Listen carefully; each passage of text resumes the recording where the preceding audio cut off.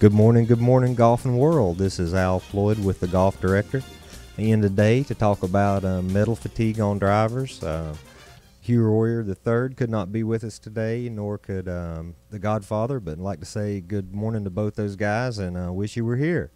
So in lieu that they're not, you got me. So very much forward, looking very much forward to this particular program. What I've noticed a lot lately, in the shop, we'll get guys in and they'll say, hey, my driver's just not sounding like it used to did. It's just not performing like it ought to. These things wear out. Anything that, especially with the trampoline faces that we're dealing with now, and these clubs that have the 830 core, which is a COR, coefficient of restitution, basically what that means is a rebound effect. So these things are not stationary anymore. They're moving, they're flexing, they're helping us to get the ball further down the fairway. And so you say that's making them more susceptible to wear and cracks and stuff like that? That's correct. So it's not always just my swing or me getting older. My club gets older and, That's 100% correct. And it's very, very interesting because we'll actually see the crack pattern on the club, depending upon the handicap level, will actually be in different areas upon the golf club. Yes, sir. That's amazing. To kind of give our viewers out there a little bit of an idea, this particular head here was cracked by a higher handicapper. And if you can notice, the sweet spot of this golf club right here has very little wear on it, and most of the wear is up here where I've circled. And that's where down just a tiny bit. You got it. There you go. Up just a little bit. There we go. Now you're right in the camera. There you go. Bingo. So basically, this one right here is cracked very much near the top line.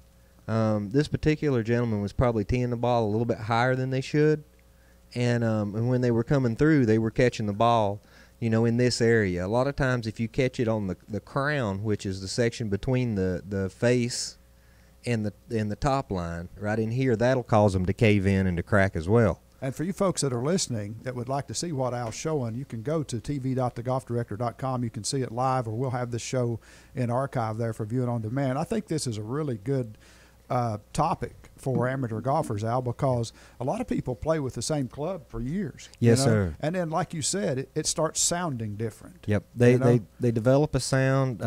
What the funny thing is what we found is they'll get just a little bit hotter right before they go. Really? It's kind of like an engine, a race car It's engine. just like a race car engine. Al and I have a background in racing, and man, they always run their best right before they blow up. Yep, that's the way these things are, because it's flexed, as much as it can. Yeah. And it's at the point where it's given everything that it can, and then, then eventually it can't give no more, and it cracks. Yeah. So that's, Now, we've talked about on previous shows that some of the older fiberglass shafts start to become fractured toward the end, and you can see something. A lot of times, if a ball starts going to the right, if you're right-handed all the time, yes, that can cause that.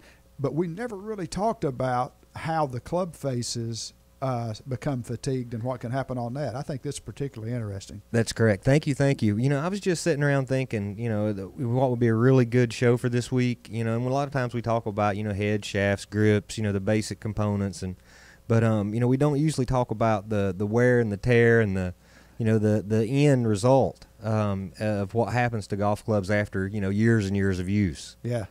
So they do wear out. A lot of times, we think, this is a $400 driver, a $500 driver. I'll be able to, use this thing forever. And, you make a good point. You're talking about the trampoline effect of that thing. It's always moving. That's correct. And it just stands to reason that over time you're going to get a diminished return on that movement. If it doesn't crack, it may just be dead from overuse. That's correct. Yeah. That's correct. And there's really no set time. It depends a lot upon a person's ball speed. We do find that the stronger a person is and the harder they swing, the faster the head will fatigue. Yep. Which just leads to tell us that that rebound effect that's what's causing it. Yep. Because the more the more higher the ball speed, the more higher the club head speed, the more we see this problem. Yeah. So I see more cracked heads with like mini tour players, than I do civilians. Yeah, because you're doing a lot of work for those guys that are playing the mini tours. You've got a pretty strong following from the guys around this area Yes. that come through here, and you do their clubs for them, so you get to see that And that's cool because I'll use a racing analogy again, man. What we learn in racing, we can pass down to the everyday user. It's kind of the same thing. What you're seeing from the club use of these guys, you're able to pass along to the average amateur golfer. Yes, sir. And I just feel really, really fortunate that I'm able to work with these guys. Yeah. On a regular basis, and it is a lot of fun. Because they know what they want when they come in. So it's a lot of fun. Yeah. Now this particular one here, I'll just kind of give you guys an idea.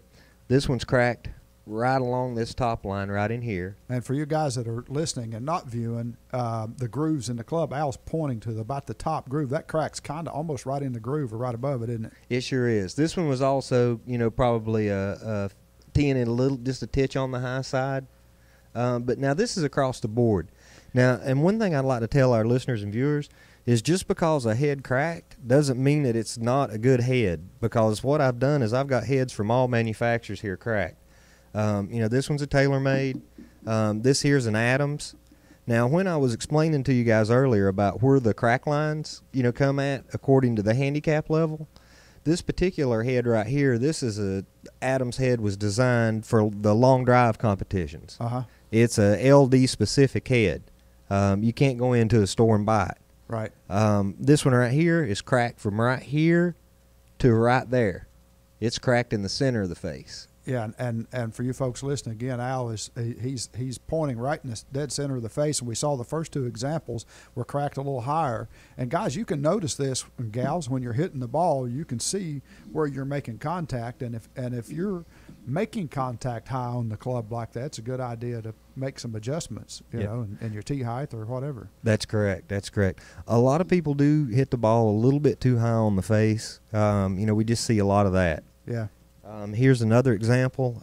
This right here is a Callaway. It's one of the Diablo Octanes. Uh-huh. And this is they're using multiple materials now. So basically, this club, instead of being all titanium, it has a titanium face and a titanium sole, but it has a carbon fiber top to it. So you can hear it. It makes a different sound. Well, a lot of times where they piece these two materials together, where the carbon fiber and the titanium meet, that's where you'll actually get your fatigue. Hold that up just a little bit right there. You got it. There you go, right next to the mic. You can see that crack right across the top of the head. It runs. And there's a weld in there, isn't there, Al? On That's the correct. inside of the club.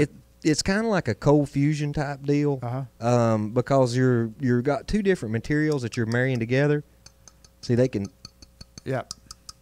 So this right here is your titanium. Right. And right here is a composite shell top, which is usually made of alloy metal, or it can be made of like a carbon fiber. Well, when they seam these two items together, they're working on the transitions now to get it better than this. But it's always been an issue. That's one reason that the Tour Edge does so well with their 3-woods. They develop what they call the combo brazing technology. Which is a way to weld, to get a weld line without actually welding. It's done through chemical process. And that's unique to Tour Edge? And it's unique to Tour Edge. Yeah. Now, how old is that head you got in your hand there? That's not that old, is it? No, this one right here is probably at least 5 years old. Yeah. I'm not sure the exact year, that this one came out, but I can show you another example of the same thing. As far as the fusion of these metals, this is the Callaway FTI, and then where they put these things together, here we go. All right, now hold that over in front beside the mic. Yeah, there you go. You got it. Yeah. So this is your titanium, up just a little. face right here, and if you'll notice, it's nice and thin, right in here, and then when you flip it over, there's the face. Now there's a plate welded on the inside of that face, isn't there? There is. Well, this particular one here, you can kind of see where the face plate welds in. It's actually got a little line cut, where the face plate's at. Yep. So this is actually made out of two pieces. Yep. This one has the shell, and then it has the face insert in it. And a lot of these clubs too, and this is something I learned from a client that we have here who has a driver. I looked at had the opportunity to go look at several drivers cut apart. Yes. And when people talk about the sweet spot, the larger that faceplate is, or the further those wells are from the center of the club, the larger the sweet spot in the club. That's correct, 100%. Yeah. Definitely. That's a good point. And now see here, this area right through here. Up just a little. Yep, this is carbon fiber. Uh-huh. And then this right here is the material that they use to bond it together. And then what happened is through time of the flexing between the two metals, between the titanium shell and between this carbon fiber body, the flexing and the giving caused this one to actually just come apart. So it just totally delaminated. Just totally delaminated. Huh. You know, but that's something you got to watch out for, you know, on composite drivers. Yep. This is basically the components or the composites themselves disintegrating, Yeah. you know, through wear and tear It and just makes fatigue. sense that that's going to happen, you know. Definitely. Now it's getting better. You know, it's like, you know, when they do something, and that, you know, you learn from it. Yeah. So, you know, every time these composite drivers are getting better, and they're getting better, you know, every year. But some of the examples that I brought here are some of the earlier ones. Right. You know, to kind of give people an idea of, you know, the early problems facing some of these technologies.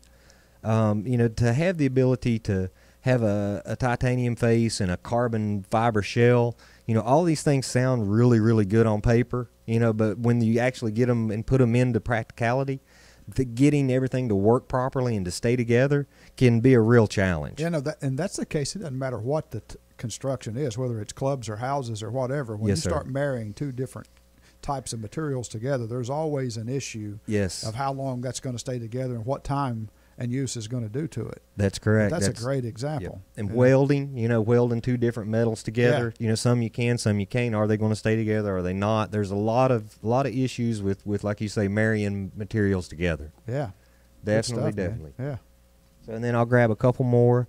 This one right here, also, it's cracked on the top line, you know, which we see very, very often. That's usually where they're going to go at, you know, for the average person. And again, you said the average person, and the interesting thing is in your position, you get to see clubs come in from all levels, and you see patterns develop based on the handicap of the hitter. Oh, no doubt. That's no amazing. doubt. Yeah. Yeah, it's amazing. Like, Yeah. you know, I've circled that one, and then we'll go back to, you know, to this one here.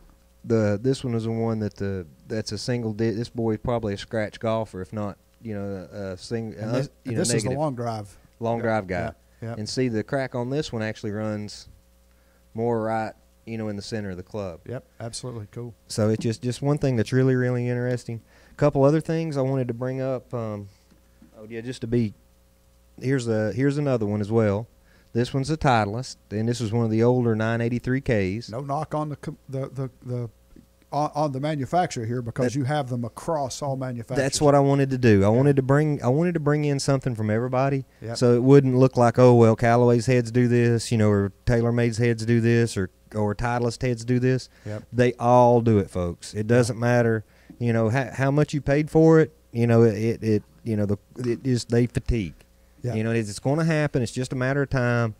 You know, it's just they weren't made to last forever. You know, they it would be nice if they did, but unfortunately they don't. Hey, the manufacturer couldn't stay in business if you could buy one and have it last a lifetime, could they? That's it. That's it. You know, that's it. Yeah. So just a quick one moving on from that. I'd like to also show when you get into your hybrids and your fairway woods, it's the same thing because they've incorporated the technology of these drivers now into fairways and into hybrids.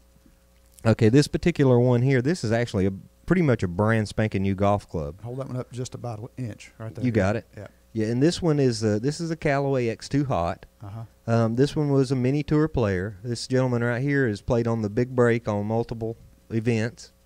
This one actually has a zigzag crack in it. I'll be darned. So it runs V'd this way. But if you'll notice where the crack is at, like we'd spoken earlier, Up just a little bit. there we go. The crack is right in the center of the club. Right there's where his impact was. Wow. So if it would have been a higher handicapper, More you than know, likely. basically, Yeah. a real high handicapper would have been up in here. You know, mid handicapper is going to be here, and your tour players or mini tour players are going to bust it right in there. That's amazing. So and this thing is brand spanking new. I mean, it wasn't hit, very, very little. So this one right here was probably possibly a manufacturer's defect. But keep in mind now that all these guys are all stretching the limits of these things to the wall. You know what I mean? So you're going to have, this. Just like anything, you push your limits, and things are going to break. Things are going to happen. And this is just a classic example. And like I say, nothing against them whatsoever. They do a great job with club heads. That's interesting to see it, and to see it across all manufacturers. I think that's a great demonstration of that. And you can halfway understand with the driver with the large face and that trampoline effect. You can see how fatigue would occur there. I never thought about the same thing happening on a fairway metal like that. Yep, definitely. Yeah. Especially when it's really, really cold out. I don't think it's good on them. Yeah. But anyway, that's just in general just look at your fairway woods. Just keep a look on your hybrids. All those type clubs. Look at the face. Look at them on a regular basis.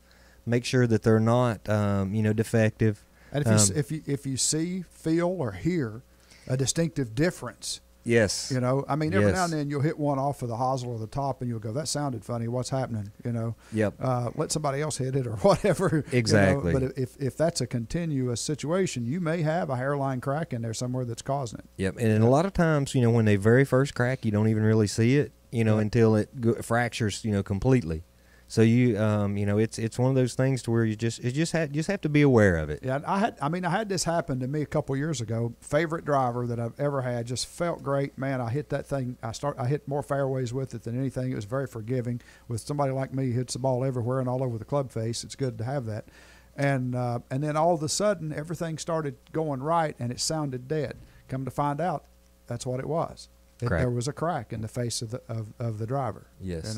And now, I had it 4 or 5 years before that happened, and at that time was playing a lot of golf. Yes. So they'll play a lot of definitely golf and still had a very high handicap. I love it. As long as you're having fun, that's what it's all about. Yeah, that's it. That's it. And then just a real quick one for you guys on irons. When you're playing, a few things to look for is a gap between the ferrule, which is let me get this on the other side for you.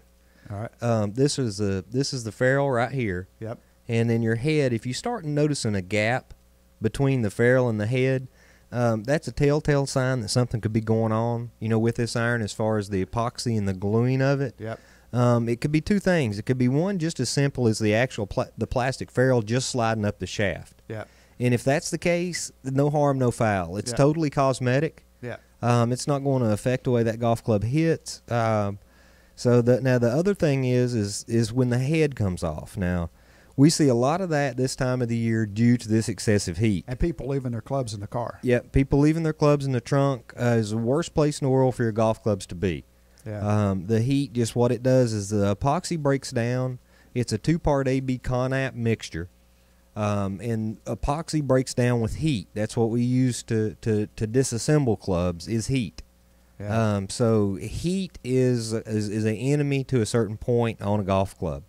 So but what you want to do is just kindly get them, holding on to them. And a couple of telltale signs is if your grip doesn't line up like it's supposed to. The head may have turned a little bit. The head may have turned a little bit. All of a sudden, if you're lined up to your grip and your grip's normal and your head's looking like this, there's something's just not quite right. Yeah.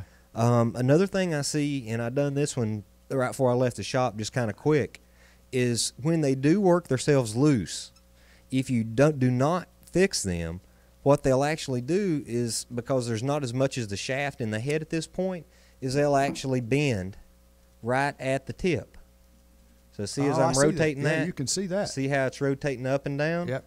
It will actually cause them to then you're going to have to replace a whole shaft. Yep. Not just a re-glue job. Yep. So you want to stay on top of your equipment. The quicker you detect something, it's just like anything in life. The quicker you can deal with it, usually the less stuff you're going to have to replace or repair. But the longer you leave something, and the more you neglect it, the more it's going to cost you. Absolutely. So, and then that's just something to be aware of on irons. Graphite and steel is just if there's a little gap right in there, You know, like I say, it could be something as simple as the ferrule, just simply moving up and down, or it could be something a lot worse, like the head coming off. And you want to be careful because these things are dangerous, folks. You know, you take a swing with one of these, they go off of there. You're swinging, 80 mile an hour.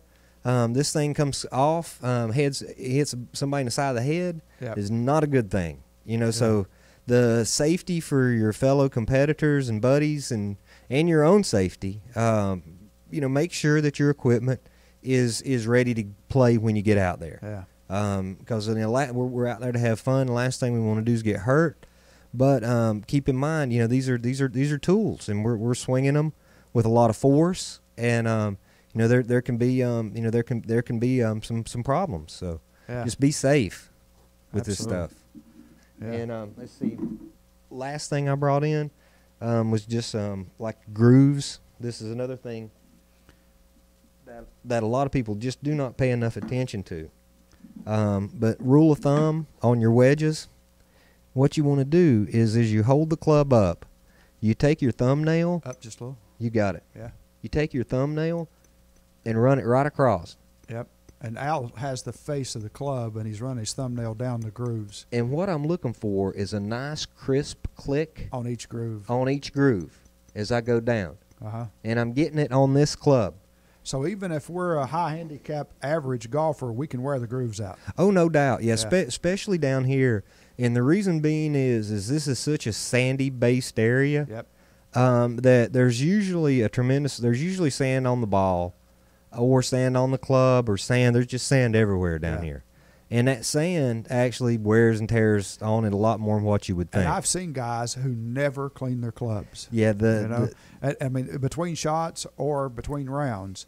And if you're doing that, especially if you're playing in a sandy, gritty area, little by little, you're deteriorating away from the face of your club, assuming that you hit the ball in the face of the club. That's correct. I had one of the professionals, or George was actually doing a show talking about one of the pros here the other day, wanting to know if we could put grooves on the hosel. Yeah, I heard that. I told him I could. You can groove the hosel. Yeah, we can groove the hosel. I told him. Shots, Dr. Grind could put grooves in your hosel, right? This one particular gentleman hit 2 shots that he never hits, and they were off of the hosel, which was very uncharacteristic for this particular individual. And therefore no spin. Yeah, and therefore no spin. So I got a call. Hey, if it becomes consistent, we'll groove the hosel. If it becomes consistent, so with that, if you've got a nice set of irons that you really like, and they're starting to wear, the grooves are starting to wear in the center of the face of it. Yeah. Can you fix that, Al? Yep. What I'd recommend them do is just bring it by the shop. I actually hand cut. Or if you're somewhere else in the world, take it to your local club maker, club fitter. Yep, you got it. Now there's you can use if you're not in the Myrtle Beach area, you can ship stuff to me. I can take care of it. Also, Golf Works in Newark, Ohio, they do a really good job of regrooving. Golfsmith does a really good job of regrooving. Just do your homework. Just don't send them to just anybody. Do your homework, and see whoever's work, that before you send them off. Yeah. But there are places that do it and that do a really good job. Bandit Golf, my buddy Bobby. That's here in North Myrtle Beach. That's here in North Myrtle. Yeah. He's as far as refinishing and regrooving, we kind of work together on some of that stuff. So it's a lot of fun. I wish I had it to show here. I'd like to mention this, too, while we got Dr. Grind in the studio. You recently did a refurbished job on Dustin, my son's Scotty Cameron putter. Now, that thing was beat to death. Yes, sir. I mean, he'd had that thing forever, and it looked awful. Yes, sir. Okay, you took it, refinished it, refinished it, and you put a University of Tennessee color scheme on it with a black and orange and white. Son, that thing is gorgeous. Thank you. We put pictures of that up on our Facebook page to show people. I appreciate it so much. I shared it. I was tickled to death. That was such a fun build. Me being from East Tennessee. Yeah. It was just a given, and we get that a lot of times. A lot of Scotties are just a little too beat. They're not going to be the, never one that's really like a super collector or a limited edition. These are the perfect ones to go hog wild on and just do something totally different. Yeah, and guys, if you're slamming that thing in the bag without a putter cover on it, over time, that's going to happen to it. Yes. That's fairly soft metal, and and it's going to show the fatigue and wear. And Dustin's had done that. He hadn't used a putter head cover. I don't know why, But man, that thing had divots and dings, Dings, and yeah. scratches on it all Yeah. over it. The more the dings and the scratches is just more time you got to spend on the wheel. Yeah. Just basically boils down to wheel time. Yep. You know, some are so deep and so severe that, you know, you just do the best you can. But most stuff we can get out. You know, I've got about 3 putters I'm working on right now at the shop. Some old Brassies. Yeah. You know, that just were just are really neat pieces. That's really cool to see that stuff brought back, though, the refurbishing and bringing it back. And you know, we're talking about a couple things here. One is if you've got clubs that you really like your favorite irons or whatever, and you've worn the grooves out, hey, you don't have to get new irons. You can have those regrooved. If you've got a nice putter like that that's beat up and you want to bring the luster back to it, you can do that kind of stuff. But then here are these driver heads. Once that baby's cracked, it's done. It's gone. Yeah. Yep. Unfortunately, there's nothing that Yeah. can be done to them. You know, they just basically scrap metal. Yeah. I keep them kicking around for some reason just because I'm a hoarder, unfortunately, and I don't throw anything away. Well, if nothing else, it's good to show people. You know, so in this particular case, it went perfect. As soon as I got up this morning, I went in the shop and I said, well, you know, I had a really good idea on what I wanted to do the show on. Yeah. And I opened my bottom drawer, which is like the catch-all drawer. Yeah. And then I was like, whoa. Yeah. And so I just reached in, just started grabbing heads, and luckily, just the ones I grabbed were, you know, the ones that were, you know, mostly busted. And I said, well, this just worked out perfect. Yeah. So Yeah. Good job, buddy. another little thing too, you know, grips, so important. You know, if you start seeing, you know, your grips, what they'll do is, you know, they'll kind of start tearing at the base of the grip. You know, they'll get slick. You know, make sure that your grips are in good shape. You know, so that's you know, it's basically it's your equipment. You want to get everything out and hold on to it. You know, get your putter out and feel it. You know, hold the putter head in your hand, hold the grip in your hand, give it a little tweak. You know, make sure that putter head's not loose, the grip's not loose. You know, it just there's more problems in your golf bag than you know. Yep. You know what I mean? And so Pay it's attention. Yeah. you know, just pay attention to it so that way you don't get hurt, you don't hurt anybody, and you're getting the most out of your game. Good stuff, man. Yes, sir. Good stuff. Great show, Al. Oh man, I love this. This was a lot of fun. You know, it's a Yeah. lot of fun. I love this place. I love you guys, and I really appreciate all the listeners out there and all the viewers. You know, to give us, you know, for us to have a platform to be able to get up here and talk to you guys about this stuff.